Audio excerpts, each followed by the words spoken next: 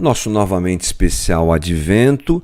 Quero falar com você um pouquinho sobre o que a gente conversou na última conversa, na última live que tivemos lá direto da Casa da Rocha, Guarulhos, que é o fato de Jesus perdoar e salvar. Ele é apresentado assim. Os anúncios relativos à chegada de Jesus, eles sempre incluem o anúncio de que Jesus, ele é Salvador. E é bem interessante a gente perceber o quanto isso é presente no texto e quanto isso é importante. Mas eu quero começar, antes de entrar nesse assunto específico, lembrar de uma parte da história do nascimento de Jesus que tem a ver com Herodes e os reis magos. O texto que eu quero ler para você é esse daqui. Mateus capítulo 2, versículo 4, é um pequeno trecho de um texto maior, mas é o suficiente para a gente introduzir a história, e diz assim: tendo reunido todos os chefes dos sacerdotes do povo e os mestres da lei, perguntou-lhes onde deveria nascer o Cristo. Quem fez isso? Herodes. E eles responderam: em Belém da Judéia, pois assim escreveu o profeta Miqueias, né? Mas tu, Belém, da terra de Judá, de forma alguma és a menor em meio às principais cidades de Judá, pois de ti virá o líder que, como pastor, conduzirá a Israel, o meu povo. Então Herodes chamou os magos secretamente e informou-se com eles a respeito do tempo exato em que a estrela tinha aparecido. Vamos recapitular muito rapidamente aqui uma introdução para a nossa conversa. É que Jesus, no seu nascimento, é anunciado além das fronteiras de Israel, nesse caso especificamente para os magos que são orientais, gente que vem do Oriente, ou seja, eles não eram judeus, eles eram gentios. E esses homens se dirigem até Jerusalém, guiados por uma estrela, chegam até Jerusalém, um baita bafafá acontece por causa disso. Quem eles estão procurando? O rei dos judeus. Isso chega ao palácio real, onde Herodes, o tetrarca, fica confuso, fica com medo, porque quando você está reinando e fica sabendo do anúncio do nascimento de um outro rei, isso causa um problema no teu coração. Foi o caso de Herodes, que depois, inclusive, pratica um genocídio muito grande lá em Belém, essa coisa toda. Mas, enfim, Herodes recebe a pergunta dos magos que querem saber onde nasceu o rei dos judeus. Ele pergunta para os saduceus, para os sacerdotes, para os fariseus, os estudiosos do texto bíblico da lei de Israel, e eles sabiam. E eles informam para aqueles homens: o rei dos judeus vai nascer em Belém. Olha só, você tem magos do Oriente trazendo a informação: fomos avisados pela estrela que o rei dos judeus nasceu. Aonde? Eles perguntam isso para um grupo que diz: o rei dos judeus vai nascer em Belém. É isso que o profeta Miqueias nos ensina. Essas duas informações juntas são importantes, porque elas estão dizendo, quando elas são unidas, elas dizem: nasceu o Salvador, nasceu o rei dos judeus. Isso deveria mexer com Israel, isso deveria mexer com Jerusalém, isso deveria mexer com aqueles estudiosos, mas não é isso que acontece. Os magos que foram guiados pela estrela até Jerusalém agora sabem que é em Belém que o rei dos judeus nasce, o Messias nasce. E o que acontece é que Herodes dispensa esse pessoal e eles vão para Belém. Como? Sozinhos. Ninguém vai atrás deles. Nenhum judeu liga para isso. Nenhum estudioso do Antigo Testamento, da lei, não é? Melhor dizendo, da história de Israel, liga para isso. Eles estão ocupados demais e eles não se importam com esse Salvador. Por quê? Porque na cabeça deles, se Deus tiver que falar alguma coisa, não vai falar para um bando de de gentios, não vai falar para os estudiosos dos astros, ele vai falar com a gente, somos nós que somos entendidos disso. E aí ninguém liga para o que está acontecendo. Bom, muitas vezes é assim também que acontece com a gente, não é? a gente não liga muito para Jesus efetivamente, porque estamos enfiados na nossa religião. Estamos aprisionados na nossa religião, mas não enxergamos Jesus, né? Não enxergamos quem é Jesus e não entendemos que ele veio para fazer o que ele fez. Parece que nós temos um monopólio do conhecimento, do entendimento, e a gente despreza essas coisas. E o Natal não pode passar desapercebido de nós, que ele anuncia a chegada de Jesus, o Salvador. Mateus 1, 21. Coloquei isso na tela para vocês, deixa eu ver. Coloquei, tá aqui, olha. Olha lá. Ela dará à luz um filho e você deverá dar-lhe o nome de Jesus, porque ele salvará o seu povo dos seus pecados. Jesus é o Salvador. E nós não podemos desprezar isso como aqueles mestres da lei fizeram. Jesus é o Salvador. Isso é Natal. Jesus veio para nos salvar. O texto diz que ele veio nos salvar dos nossos pecados. Olha lá, porque ele salvará o seu povo dos seus pecados.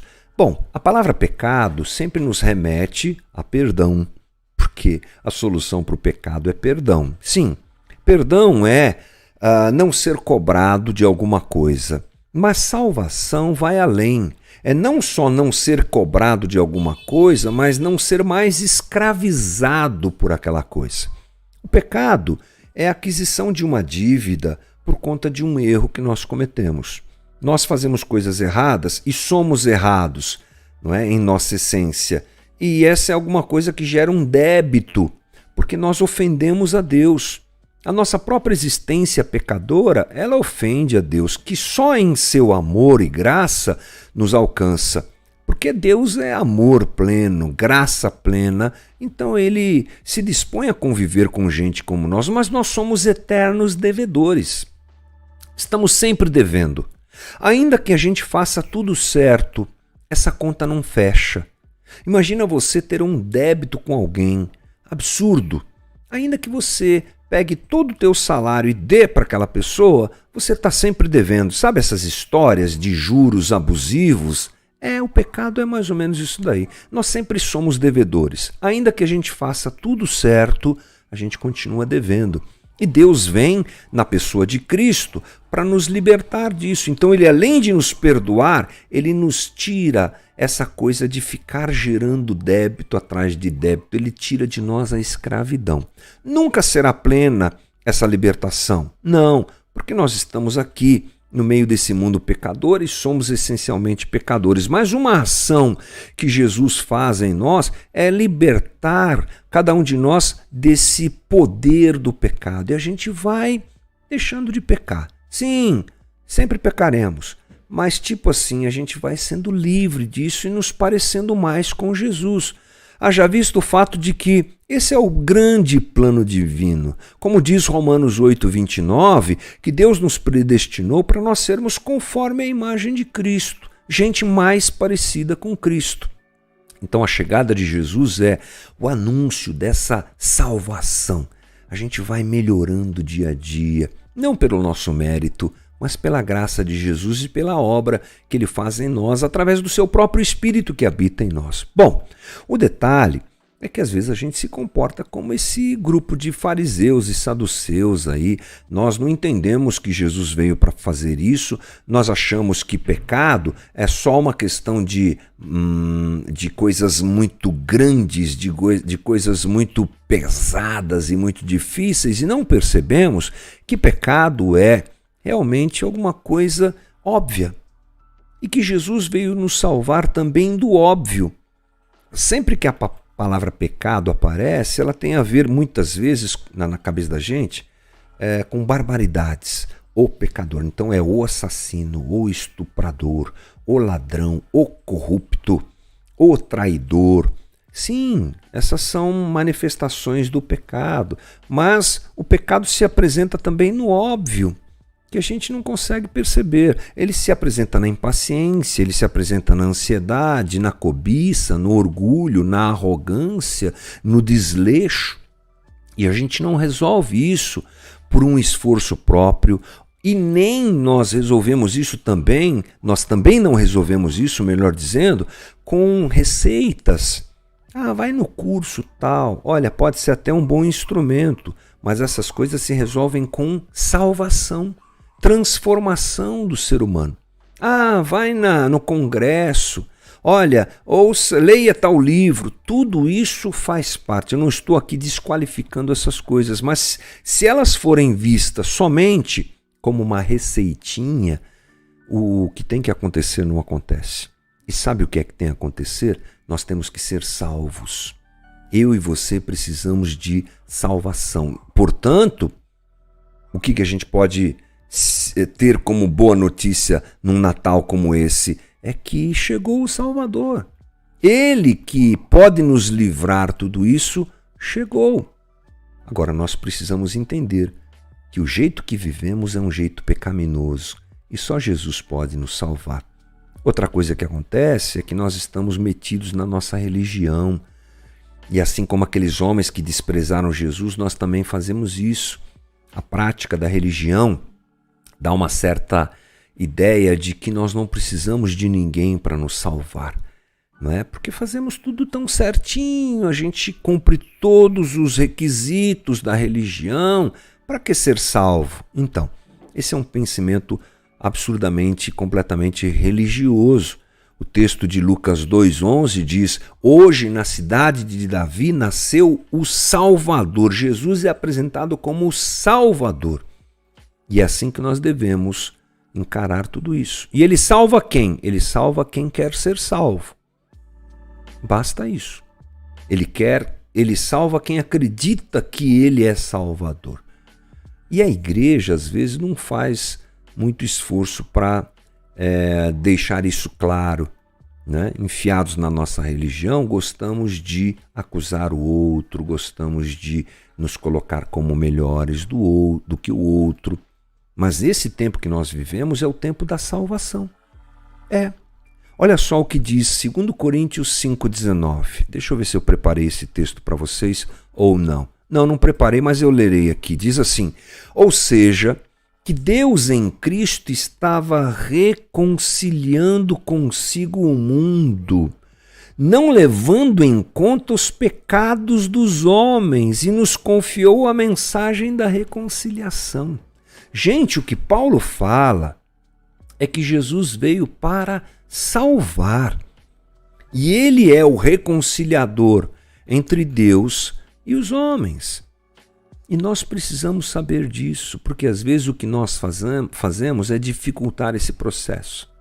Não, temos que acolher, temos que abraçar. E todos juntos andamos, aqueles que querem serem salvos, andam juntos e procuram essa salvação juntos. E um tropeça, sim, porque todos tropeçam, e a gente vai lá, corre lá e ajuda. E daqui a pouco é o outro que tropeça e a gente ajuda. A vida já é muito difícil.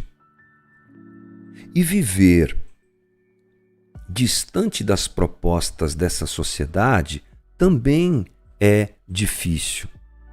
E nós vivemos frágeis em tudo isso. Por quê? Porque nós não queremos reproduzir o que a sociedade produz. Mas nós, na nossa essência, gostamos do que a sociedade produz. O que eu quero dizer com isso? Mesmo quando a gente condena o excesso de açúcar, sabendo que a gente vai viver uma diabetes, né, adquirir uma diabetes se isso continuar, isso não quer dizer que eu não gosto de doce. Né? Eu posso saber que o açúcar não faz bem no excesso, mas eu gosto de doce. Eu e você gostamos de doce, ainda que a gente saiba que o açúcar em excesso faz mal. Ou seja, a gente é em essência pecador. E a gente tem que fugir do pecado. Isso já é muito desafiador para todos nós. Se nós nos julgássemos menos, se nós pudéssemos dividir a vida e nos ajudar uns aos outros, não seria melhor? Seria muito melhor. Jesus, poderia operar com mais facilidade em nosso meio se nós nos ajudarmos uns aos outros. A igreja, diz Ariovaldo Ramos, deve andar de joelhos. E o meu convite para você, não perca o Natal. Não faça como os religiosos. Por serem orgulhosos, por acharem que Deus só falava com eles, vá até Jesus. Agora, reconheça o teu pecado e reconheça que Jesus pode te salvar. Não perca o sentido do Natal. Celebrar o Natal sem ter Jesus como Salvador é fugir do próprio propósito de Deus na história, a redenção, a salvação do homem. É isso que Deus está fazendo. E é isso que Deus fez há 2000 anos atrás, trazendo Jesus até nós, ou enviando Jesus até nós, ou vindo até nós. Que Deus nos ajude, que Deus nos dê graça e que a nossa caminhada seja essa, de gente que não despreza Jesus o Salvador, mas se prostra diante dele e diz: Jesus, vem me salvar de mim mesmo.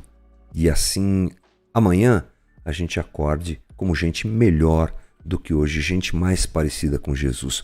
Para você aí, Feliz Natal, bora lá!